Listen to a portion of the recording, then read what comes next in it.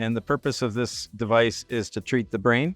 So a person would just lower this on their brain. 2 months earlier, he had a stroke. He spoke with a real bad slur out of his mouth. So I had him do the light. And the very next day, everybody noticed he spoke normal. Like one treatment of 4 minutes. She had been thrown from a horse, broke up her ankle. And this is now 2 years later. And I says, do you know about PBM? She says, yeah, it helps a bit.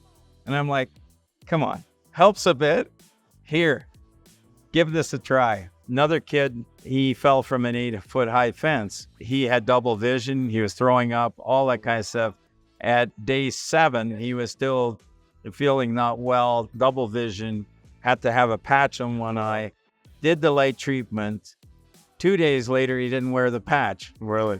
And so I just sat down with Tom from Solar Power LED and had a very fascinating, very entertaining conversation. Tom had a booth at PBM 2024, and I overheard some conversations he was in, and I realized I need to chat to this guy. He knows his stuff, and he's got a lot of experience in this space. So in this interview, we're going to hear his take on LEDs versus lasers and which he thinks is better. I also quiz him on pulsing, and in particular 40 Hertz pulsing. Tom has some interesting thoughts on contact versus non-contact use of red light therapy products, and his responses actually resonated with what I've always thought, so stay tuned for that. And Tom told me about some fascinating experiments he'd done around penetration and meat. Now, this is something that I've done very briefly and plan on doing again, but I think Tom has leveled up my experiments, so yeah, definitely listen into that part of the interview. And then finally, Tom shares some rather inspiring case studies. So there's lots to cover here. Let's kick it off. So let's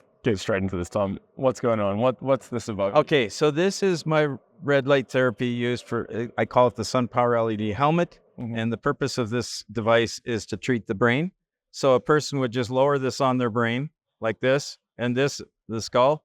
And this is right now treating my brain with 660 nanometer.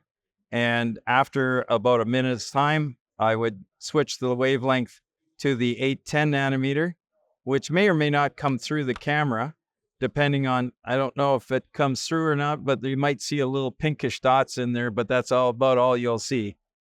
Because this wavelength, even though it's as powerful, I'm just going to put this on myself because, I could use a treatment. I got some jet lag going on here. So what sort of power density is that? This is, we actually had it at a higher level, but right now our power density is roughly 50 milliwatts per square centimeter on the brain. So why did you back it off? Why did we back it off? Because it was actually a bit on the warm side and a bit too much on the warm side. So I just backed it off a little bit. Actually half the power. So that half it. Wow. Yeah. So we have right now a total of 25 optical watts. I've got all the fancy equipment to do all these measurements, but we have 25 optical watts at each wavelength. And we had 50, but we toned it down to 25. And that gives us that kind of penetration over the whole brain. So it's a very even amount of illumination that goes down into the brain. And so whether it's, we've got the print here from the opiate addiction study that was done in West Virginia that showed that 3 minutes of the near infrared. Now they decided only to use the near infrared at the 810. Usually our results are both 660 and 810, but they decided to use 810. And these were people with opiate addiction and depression. And with 2 treatments a week on the group that had the light, they were significantly better after 2 months than those that just had no light treatment at all.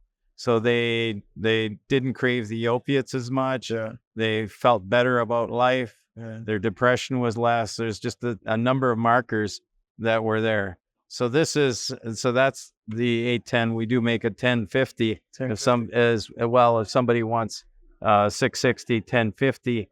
There's a premium charge because the LEDs cost us a lot more to make those to make that version. So what's your understanding between the difference between your 810, 808 and say a 1060? Why would someone come to because there's starting to be more studies on 1050, and 1050 is a longer wavelength, so that has the potential then to penetrate a little bit deeper. Has the potential. These enough studies aren't out there yet to say 1050 is it, but definitely 810 is beautiful. And then we don't combine them at the same time because we don't want to do only 50% of the power on one wavelength and 50 on the other. We want 100% of the power to be at one wavelength and 100% of the power on the other. That does mean that we have double the number of LEDs than a lot of companies and stuff out there. But if you could have 100% going to both wavelengths. Yeah, I think it would be also pretty warm. It would be, again, back to the pretty warm because the energy that we have right now, this is delivering 25 optical watts, which means 25 joules every second, which is a huge amount of energy to go into the brain. Totally. Yeah. Are there potential issues of overdosing? So far, not that we're seeing. We did have somebody who pushed the limits, and he just said, I don't know. I think it was a bit much, but that was a doctor who's been in this, and he couldn't put a finger on it. He says maybe. So that's when we reduced it so that all our units are half the power of what he tried. Well, what did he do? How long? He did it for 10 plus minutes, and sometimes even longer.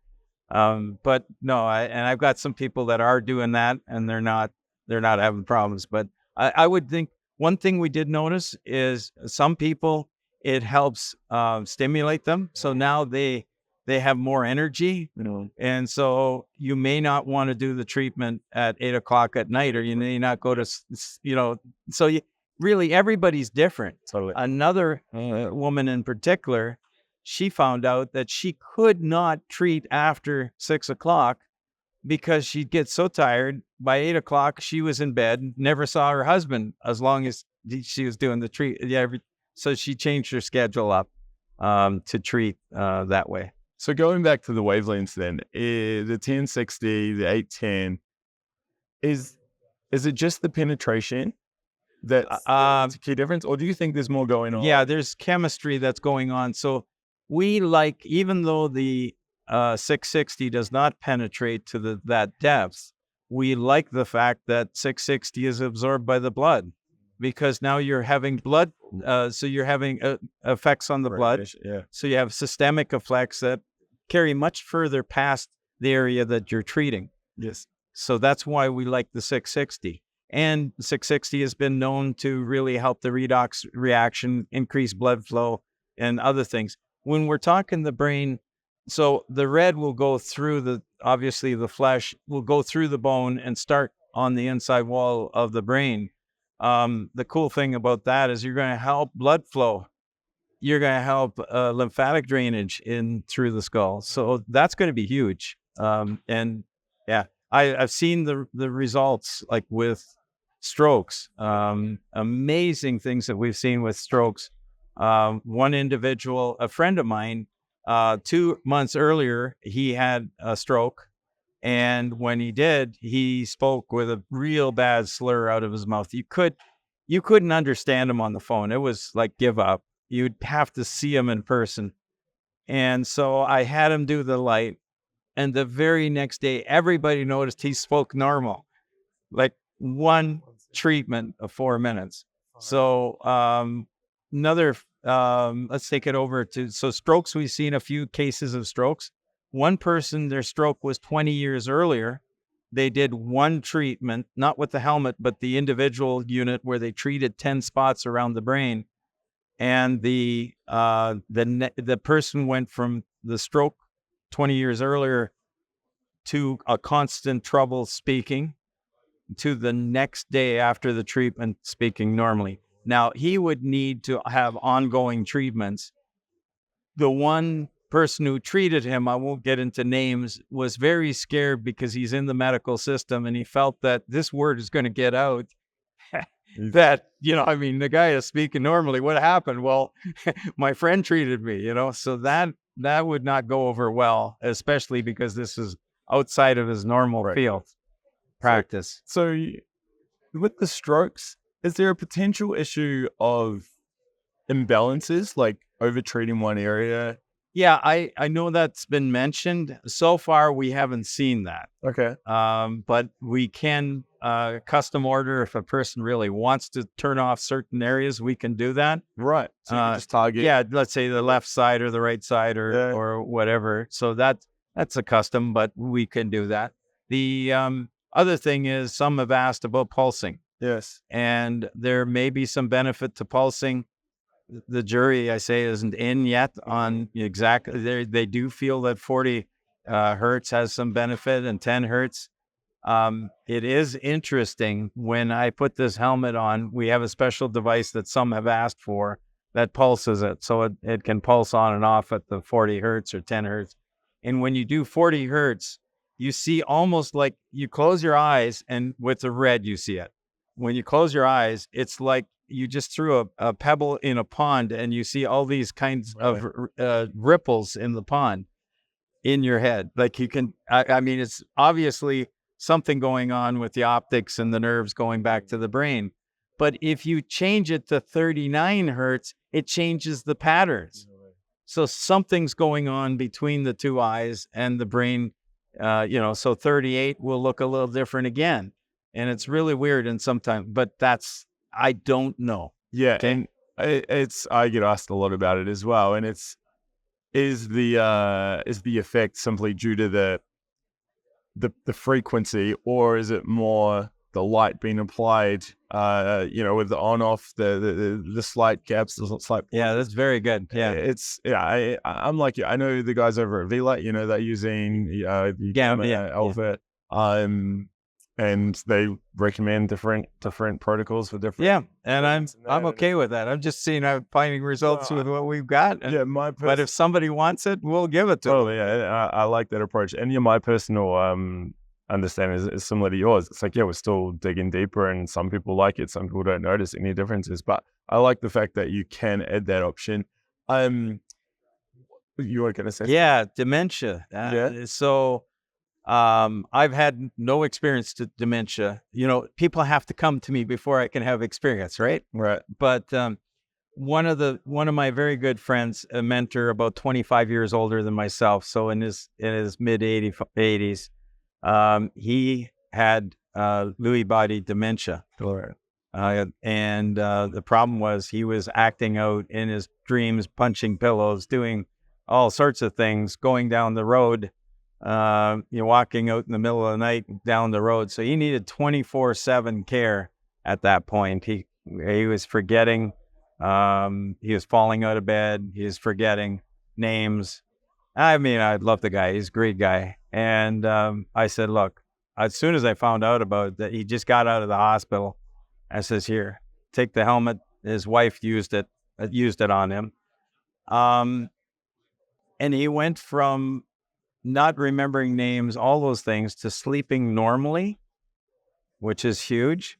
And the other thing was he could remember names again. And then he said, PBM, it's really good because it's a very safe type of treatment, and it can do this, and it can help my brain like it's happening to me, and it can help this, and it can help this. It even helps my knees. His wife was looking at him like, what planet did you come back from? Because she figures he regained about 3 years of his cognitive abilities. And so what are people doing? Just one treatment a day, one treatment a week? I'm suggesting for people, in his case, he only did it once a day because just sometimes people just have these concerns. What's this going to do to me? Is it going to make anything any worse? But as you heard in these seminars, there's nothing that's happening out there. Yeah. The worst that you could get is a burn from a laser, maybe, but we don't use lasers, so we use LEDs. But the amount of change in his life is phenomenal.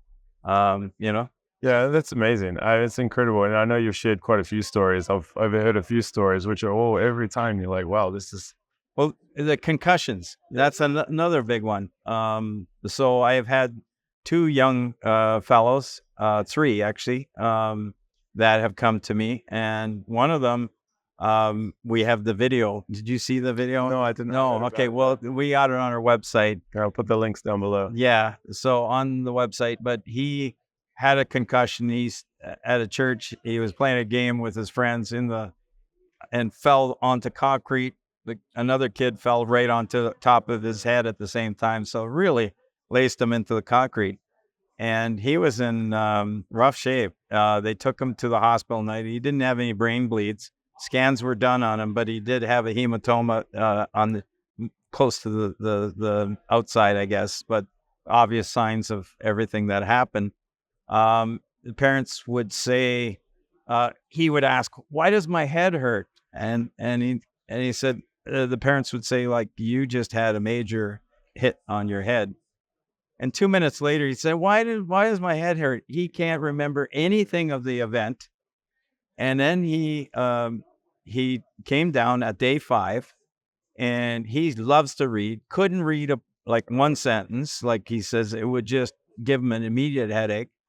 He did the light treatment, and he says straight away. That's one of your comments from down under. Straight away. Straight away, I didn't have any more headache right after the treatment. So he not only did he said that, but the next day he was able to read a book again. How old was this? He was 10. So you're okay? I mean, children are using it. Yeah. So I got the parents do sign a waiver, but so that was one, and then he did another treatment, and he was totally back to normal. So he did three treatments in total, but the third treatment was just to make sure. No way. Yeah, and that was all within 1 week. So are you dialing back the okay? What are you doing with children? Are you short? Same. Yeah. I mean, they got a little smaller skull, but it's surface area and what's going in. So no. Another kid, he fell from an 8-foot high fence and really plummeted his head into the ground, and he had double vision. He was throwing up, all that kind of stuff. At day 7, he was still feeling not well, double vision, had to have a patch on one eye, did the light treatment. 2 days later, he didn't wear the patch. Really? And then he says, he said he was feeling better. And he says, but, over there, I can't quite read that. It's a little fuzzy. Did the treatment for 4 minutes, 3 minutes of the 1 minute of the red, 3 minutes of the near infrared. And he comes out and he says, hey, that's clear over there. Wow. That fast, huh? Yeah. So that's remarkable. I mean, it's so exciting. Like, as someone who, my child, we've had some medical issues, and we've utilized PBM with him, like handheld laser devices, and we're having some good results. Whether it was from the lasers or not, I'm not too sure, but it's like the more people that use this, the better, because like the side effects are minimal and the upsides, it's enormous. So that's the helmet, and then we have the other device, which is the mini Canopy, this one here, which is running at the 810 nanometer, and now we're going to flood out your camera with the 660 nanometer. But so this is, I have a palm device right behind your, if you want to grab one of those. We can that's okay. So this is actually 15 of these units in here, the same energy. So we have a power density of 100 milliwatts per square centimeter or above, up to 180 milliwatts per square centimeter. As soon as you put, so what we've done is we put these little knobs on here, and that's to keep your skin away from the light source. It's not that the light source is overly hot, but what it does is it traps the heat in there. And with this, it allows ventilation. With this device, you don't lay this right on your back or wherever you're treating. You still have it an inch or two away from the body. But this wavelength is the same, like there's your 660 nanometer, and you can see it coming through my hand there. And if you had a cheap camera there, but you don't, you would see this wavelength. Now this is showing you that it's working. Okay, but the other wavelength that's in here can be exposed with an Android camera. So if you put an Android camera, you'll see the light coming from it. but you can feel quite a bit of energy from that. And yeah, so this is, and I'm just going to make sure we turn it this way just in case it just bothers the camera a little bit. But yeah, so this does the same thing as that, only that's 15 times more area, so it does it pretty quick. Hey, sorry to interrupt what is a fascinating conversation. I just wanted to say, if you're enjoying this, can you just give me a quick press on the like button, subscribe if you want to see more interviews like this. I did 8 interviews from PBM 2024, so there's a bunch more content like this that will be coming out. So hit subscribe if you want to be notified when those go live. So all LEDs, what's your take here on LEDs versus lasers? Well, early on, it was said that lasers are the only thing that will penetrate. And part of that was true because the old LEDs were very low power. And you would never think of lighting a whole football stadium up with LEDs, would you? Yes, right. Those days. Back then, yeah. But now we light up whole football stadiums with LEDs. So LEDs have now come to the point where they're much more powerful than ever they are, so, and the economy of the scale now. So the first LEDs I worked with about 15, 16 years, 17 years, okay, time is moving, but 17, 18 years ago was, they were $70 a piece, and you need 3 of those just to make the same light output of a 100-watt light bulb. Nobody could afford those type of LEDs. So lasers, if you're treating in the mouth or somewhere and you need to get a point source of light, a laser can't be beat for being right on. But we do have also an optical device that goes on snaps into here and allows you to, it just puts it through a fire, and you can put it right on the tooth or wherever you're trying to treat. So you can use this inaurally, or you can use it that way as well. So, or anywhere else on the body. So that's not battery packed. Yeah, sorry, this is not battery packed, and there's a good reason for that. We need a battery pack like this to run this thing for 2 hours. So you know what? It doesn't make any sense. We just plug it in.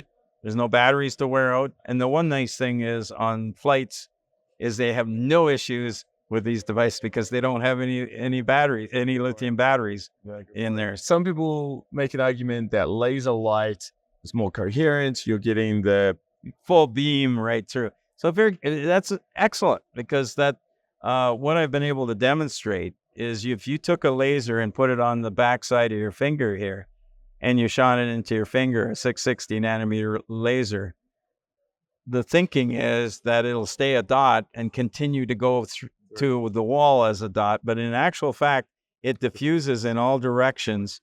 So the whole finger becomes illuminated. So much for coherent light that's going to be so beam. It's coherent. Yeah, exactly. And then it goes in all directions. Now there's what's called a speckling effect, and there might be some extra benefit to it.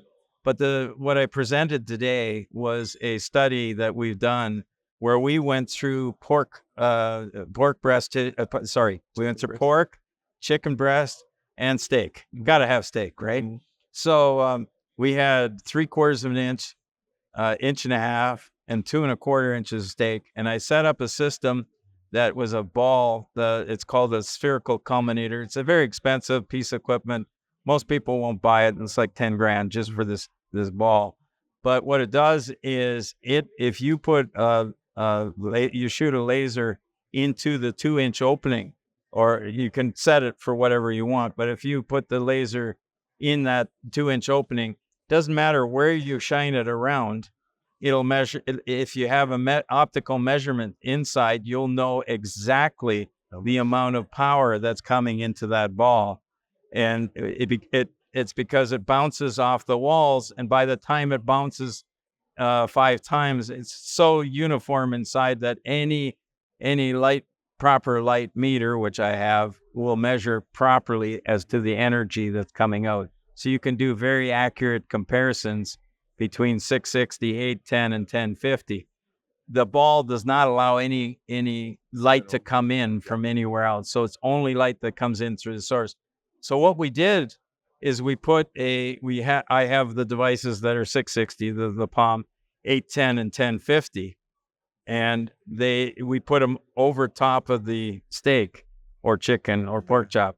And when we did, we measured the accurate amount of light that was coming inside. So it had to go through all that tissue. The room was a little darker, so we didn't have light going into the tissue to influence the readings. What we had was that I also took lasers and put them on the same tissue. Now, the difference on a laser, as you well enough know, that you can point it across the room and it stays as a dot unless they use a diffuser tip on it, which spreads the light out over a little larger area. But in this case, we shone the laser on the top of the tissue. Funny part was you could raise it up or down. It didn't change as long as you hit on top of that area on the steak. It was no different. So what happened was the 5-watt laser at 1064 nanometer and our 5-watt device at 1050 nanometer, after it went through all that steak, there was no difference between the two. Really? So the measurement was very little difference between the two, the wavelengths coming through. Oh, the other thing was wavelengths. We definitely looked at 660 and 810, and the two tracked identical. So if you had the same optical power going in from a laser or optical power from an LED device, the measurement was the same below it. That's fascinating. That's such a cool experiment. I've done something similar. It's not to your scale. I have a spectrometer, right? A couple $1,000. Yes. And I did similar. Well, you got one decent piece. Yeah. It's pretty cool. A similar sort of test, with some meat. I was actually testing bone. I got some a tibia bone from a beautiful beef, and so it was about 1 centimeter thick. And I was doing similar testing just to see what the penetration was, because people were saying, "Oh, it won't penetrate bone." I'm like, well, no, bone is well. What did you find out? Of course, it was bone is a high mineral content, and the light will go right through it pretty good. And the bone I was testing wasn't fresh bone either, so it was interesting. I didn't know how much impact, but there was plenty of light coming through, which I was like, so I found out very early working with one of the individuals. We actually had another thing that we were working with was 635 nanometer to photoactivate a drug. So photodynamic therapy, that's another deal all itself. But it was 635 nanometer, and we were able to go through 8 centimeters of pork breast tissue. That's just under 4 inches of pork breast tissue. We shone right through at 635. Now we had the key in how deep you're going to go is how much area you have and the power density. Yeah, right. The two have to, and the wavelength that you're operating. So it's an and those 3 things together. And so what we were able to show is with this measurement, the other measurements that we did is as we increased the area, we stayed at the same power density. So it was 100 milliwatts per square centimeter. But as we had, let's say, first 3x3, 9 square centimeters, then we went to 4x4 and 5x5 and 6x. We got up to 10x10. And when we went up by 10x10, the light level on the other side still increased from 8x8 to 10x10. So the area outside was diffusing, bringing light energy in through the tissue because of the scattering and adding to the light at a given depth down the center line. That's cool. It really is neat how deep and that light can penetrate. And unfortunately, there was a lot of push in the early stages that light can't penetrate very deep. Totally. And part of that was because they were working with lasers. They put the laser on a spot of tissue. Now, just imagine if I had a small laser and I measured the light on the back side of the hand. If I took that laser with a small spot size and started increasing the power, I'd get so much up before I'm starting to overheat the skin. And that would be the limit. Okay. And then how much light would be back here? Very, very little. But if you reduce that power to maybe half and you had 1,000 points of light across that whole area, then that light tremendously increases the light just behind that. And that light energy, as you know, can stimulate the cells and do just a whole whack of things, beautiful things with light. What's your take on skin to like contact treatment versus contact treatment? How much light do we lose into reflection? Good point. Good point. So one of the things is in the early days when we had T1 and 3/4 LEDs, that's the little plastic ones with 2 leads on it that had maybe 10 milliwatts of light power coming out of it. You didn't want to waste one little tiny bit of power. You wanted all the power you can get. So if you actually pushed the light against the surface, you would shorten the path a little bit. So you'd reduce the losses a little bit. But what we did do, so that was in the beginning. Let's say we will be comfortable to lose 25% of the energy now because we have a, let's say, beam spread that's wider, and the white light, some light will be lost going off. But if I'm starting off with a device that's 10 times more powerful than this laser, who cares if I lose 25% of the light? But we did, on a scientific side, we took a laser and took a measurement on the back side of the hand. And as you put the laser on an angle, okay, up here you had a certain reading. By the time you were at 45 degrees, you lost about 25% of the light energy. Right. Okay, reverse that. That's kind of like an LED, where the LED has a spread like that, and you get some. But guess what? The power isn't all around the outside. The power is all the way around this, and with a major contribution through the center line. So yes, it's got a curve like this, but the light that's way out here is only going to lose 25%. So of the total amount that you're losing, it's not a lot. You could figure on 10, 15%, not even 25%. But the angle, so that incident angle, which causes reflection. So if you took the laser right out here and you pointed right and you put it at a 45-degree angle, it's going to skip off but that, we don't care about that. Like when we have so much more to compensate for that. Yeah, I mean, that's exactly what I've always thought as well. I mean, so many people, because I use a lot of panels. I've reviewed a lot of panels. Okay. And yeah, the power, I mean, one of the panels, consumer panels, right? Like not medical or anything, $1,000 odd. I'm testing 90 milliwatts at 6 inches. Like that's throwing out the power now. And yeah, but there's a condition on that as well. Okay. What you find is they put a optics in front of it. Okay. So I have a demonstration we could grab a little later that I'll show you, where if I put a 8.5 by 11 piece of paper across my light, you'll see it's super uniform. The whole light is super uniform over it. So I've got a high power density over that whole deal. But if you have 6 LEDs and they're spaced out this far, and you put it against the skin, you got 6 spots of light. Now you're going back to the laser days. Okay. I call it the Polkadot Effect. Right. And it's great if you take a power meter and they measure it and they put it right there, and you move it a half an inch over, and it's all of a sudden caving. So your power, the total power delivery is much less. Spec wise, it looks impressive. Yeah, I've been reviewing panels for a so this panel is very different, because those are so close together.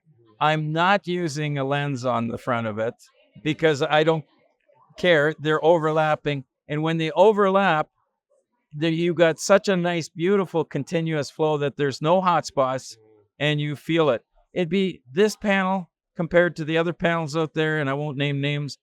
This feels like you're out on a summer sun at noon. The other panels feel more like you're out there at 6 o'clock in the evening. Okay. Yes, you're getting sun at 6 o'clock. Right. Yeah. You can see.